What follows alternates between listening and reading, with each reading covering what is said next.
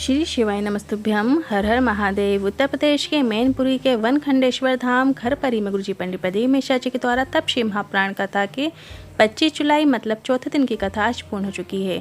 ये कथा 22 जुलाई से 28 जुलाई तक चलने वाली है, जिसका आनंद आप आस्था चैनल यूट्यूब के माध्यम से प्राप्त कर सकते हैं। का समय दोपहर में 2 बजे से 5 बजे तक रहता है। आज की कथा में गुरुजी ने कल्याणेश्वर महादेव से जुड़ी रोचक जानकारी दी है और सावन अधिक मास अमावस्या का विशेष उपाय बताया है, जिसे आपको आने वाली 16 अगस्त के सावन अधिक मास की अमावस्या में करना है। साथ ही अधिक मास में मालपुए का दान ही क्यों किया जाता है, इसकी भी जानकारी आज गुरुजी ने दी है और 33 मालपुए का दान क्यों किया जाता है, ये सभी जानकारी हम आगे वीडियो में जानेंगे। साथ ही आज वही तिथि है जिस दिन शाम के समय मतलब प्रदोष काल में आपको 7 तिथियों में 5 दीपक वाला लक्ष्मी प्राप्ति का महा उपाय करना है। ये उपाय करने का मौका आपको 19 वर्षों के बाद मिल रहा है और अगली बार कब मिलेगा आप समझ सकते हैं। तो उपाय कैसे करना है, कौन से मंत्र का जाप करते हुए करना है, इसकी भी जानकारी आपको इसी वीडियो से प्राप्त होने वाली है। इसी कथा में गुरुजी ने जो उपाय बताए हैं, पत्र बताए हैं और जो भी उपयोगी जानकारियां दी हैं, उन सभी जानकारियों को हम आपके साथ इसी वीडियो के माध्यम से साझा करेंगे। अगर आपने आज की कथा नहीं सुनी है तो पूरी कथा का रास्ता आपको इस छोटे से वीडियो से प्राप्त हो जाएगा। पिछले वीडियो में हमने आपसे एक प्रश्न किया था, उत्तर प्रदेश में माँ जालपा की नगरी से कौन सा शहर प्रसिद्ध है, तो सही उत्तर है डी राजगढ़।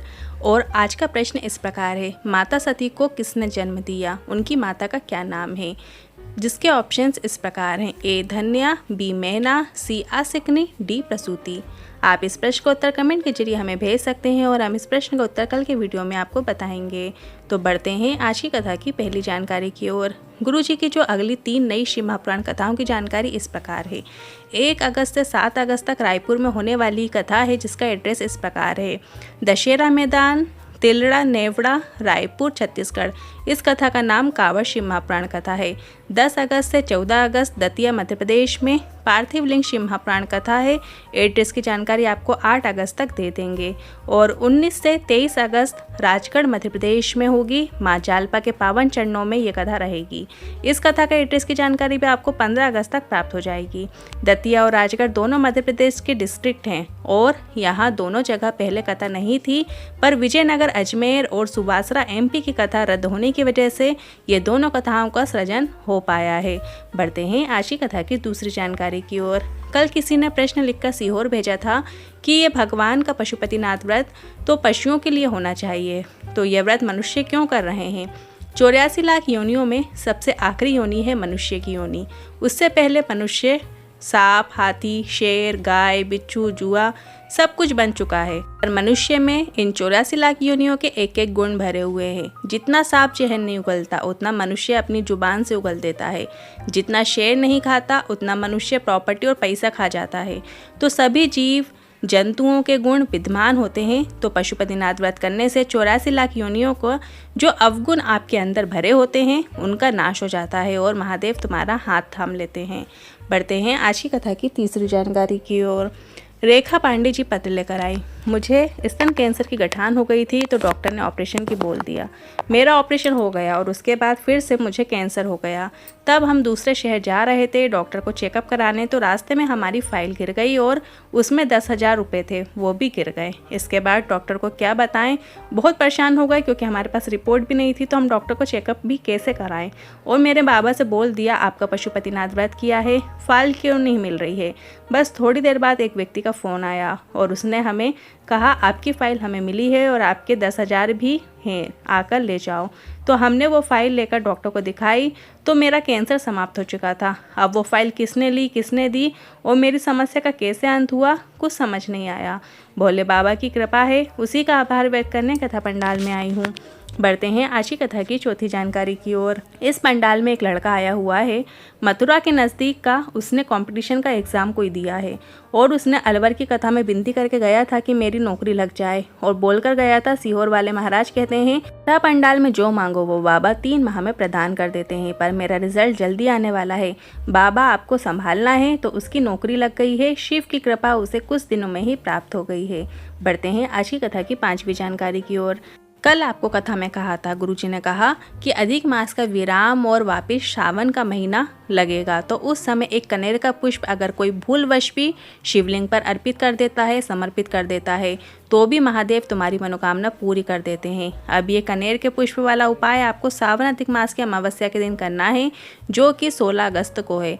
आपको मात्र एक कनेर का पुष्प शिवलिंग के ऊपर अर्पित करना है और इसके बाद 2 कलश से जल शिवलिंग के ऊपर अर्पित कर देना है। बस इतना कर देने से 33 कोटि देवी देवताओं का भी आपको आशीर्वाद प्राप्त हो जाता है और आपकी जो भी इच्छा है वो शीघ्र अतिशीघ्र पूरी हो जाती है। ये उपाय बिल्कुल भी करना ना भूलें, आसान सा उपाय है। बढ़ते हैं आज की कथा की 6वीं जानकारी की ओर। गुरुजी ने कहा, कई बार आपके साथ ऐसा होता है कि आप कहीं से निकल रहे हो पर किन्हीं कारणों से आपको कहीं रुकना पड़ जाता है और वहाँ आसपास आपको कोई मंदिर दिख जाता है तो आप उसे देखकर भगवान का नमन कर लेते हैं। चलते चलते मंदिर को देखकर राम राम बोल लेते हो, श्री शिवाय नमस्तुभ्यम बोल लेते हो, ओम नमः शिवाय बोल देते हो। तो इससे आपको क्या प्राप्त होगा? जब आपकी दुख की घड़ी आती है तब भोलेनाथ तुम्हारा साथ ज़रूर खड़े होते हैं। बढ़ते हैं आज की कथा की 7वीं जानकारी की ओर। आज गुरुजी ने बताया, कल्याणेश्वर महादेव ऐसा शिवलिंग है जिसमें आप हजारों लीटर पानी अर्पित कर दो, दूध अर्पित कर दो, दही अर्पित कर दो, शहद भी अर्पित कर दो, कुछ भी दिखाई नहीं देगा। सब कुछ शिवलिंग के अंदर समाहित हो जाता है, समा जाता है। ऐसा शिवलिंग उत्तर प्रदेश में है जिसकी जानकारी आप गूगल करके भी प्राप्त कर सकते हैं। बढ़ते हैं आज की कथा की 8वीं जानकारी की ओर। गुरुजी ने कहा, अधिक मास में सबसे अधिक मालपुए का दान करने का महत्व होता है और वो भी 33 मालपुए का दान। अब ये 33 क्यों, 33 की संख्या क्यों होती है वो भी समझ लीजिए। 30 मालपुए तो 30 दिन के हो गए और 31वां मालपुआ हमने अगर हमारी बेटी के घर का कोई अन्न पा लिया हो, कुछ ग्रहण कर लिया हो, कुछ खा लिया हो तो हमें उसका दोष ना लगे। 32वां मालपुआ जो होता है हमने अगर किसी संत, ब्राह्मण, साधक, उपासक, गुरुजन के घर का कुछ खा लिया हो तो उसका दोष ना लगे। और 33वां मालपुआ उसके लिए होता है कि हमने किसी के घर का सूतक में या सावन में खा लिया हो, मतलब जब कोई शांत होता है तो उसके यहाँ का हमने ग्रहण कर लिया हो, या कोई बच्चे ने जन्म लिया जिसे सावड़ कहा जाता है उसके यहाँ का हमने खा लिया हो तो उसका दोष ना लगे। अधिक मास में मालपुए के दान ही महत्वता क्यों है? रसगुल्ले का कोई अन्य चीज का दान क्यों नहीं कर सकते? शास्त्र के अनुसार जितने छिद्र मालपुए के अंदर रहते हैं तो हमारे जितने पूर्वज हैं जो भटक रहे हैं वो उतनी योनियों से मुक्त हो जाते हैं जितना छिद्र मालपुए में होते हैं। तो आप किसी भी दिन मालपुए का दान कर सकते हैं। आप ये मालपुए किसी को भी दे सकते हैं या एक से अधिक लोगों को भी दे सकते हैं। पंडित जी को भी दे सकते हैं या गरीबों में प्रसाद रूप में बांट भी सकते हैं। एक दिन भी अगर आपने 33 मालपुए का दान कर दिया है तो वो भी पर्याप्त है, पर आप चाहो तो एक से ज़्यादा दिन भी मालपुए का दान कर सकते हैं। बढ़ते हैं आज की कथा की 9वीं जानकारी की ओर। बाला देवी जी पत्र लेकर आई। मेरे पति के हृदय के पास में गठान हो गई थी, वो गांठ बढ़ती चली जा रही थी। डॉक्टर को दिखाया तो डॉक्टर ने ऑपरेशन की बोल दी। सारी जगह का इलाज करवाया पर वो ठीक नहीं हुई। डॉक्टर ने ये भी कहा कि गठान जाँच के लिए जाएगी और बड़ी बीमारी भी हो सकती है। फिर मेरे साथी ने बताया, टीवी में शिव महापुराण कथा आती है, सुनना शुरू करो। हमने कथा सुनना शुरू किया और 1 लोटा जल और बेलपत्र चढ़ाकर जल और बेलपत्र पति को दे देते, पर मुंह में क्षारीय होने के कारण बेलपत्र को सुखाकर पीस कर दे देते और कुछ दिनों बाद उन्हें फिर से जांच कराने ले गए तो वह पूरी तरीके से ठीक हो गए हैं। उसी का आभार व्यक्त करने कथा पंडाल में आए हैं। बढ़ते हैं आज की कथा की 10वीं जानकारी की ओर। प्रतिभा चौहान जी पत्र लेकर आए। 1 लोटे जल का क्या वर्णन करूं? 2020 से आपकी कथा सुन रही थी। मेरा बेटा बहुत समय से सरकारी नौकरी का प्रयास कर रहा था पर सफल नहीं हो रहा था। मैंने पशुपतिनाथ व्रत किया और बेटे ने शिवलिंग पर बेलपत्र की बीज वाली पत्ती में शहद लगाकर एग्जाम देने चला गया और उसकी जेल पुलिस में नौकरी लग गई है। उसी का आभार व्यक्त करने कथा पंडाल में आई हूँ। बढ़ते हैं आज की कथा की 11वीं जानकारी की ओर। बहुत ही इंपॉर्टेंट जानकारी है, ध्यान से सुनिएगा। 26 जुलाई को एक विशेष तिथि है और एक ऐसा उपाय करना है जिसे करने का मौका आपको 19 वर्षों के बाद मिल रहा है और अगली बार कब मिलेगा कुछ कह नहीं सकते। आपको अपने घर के मंदिर के सामने 5 दीपक प्रज्वलित करना है।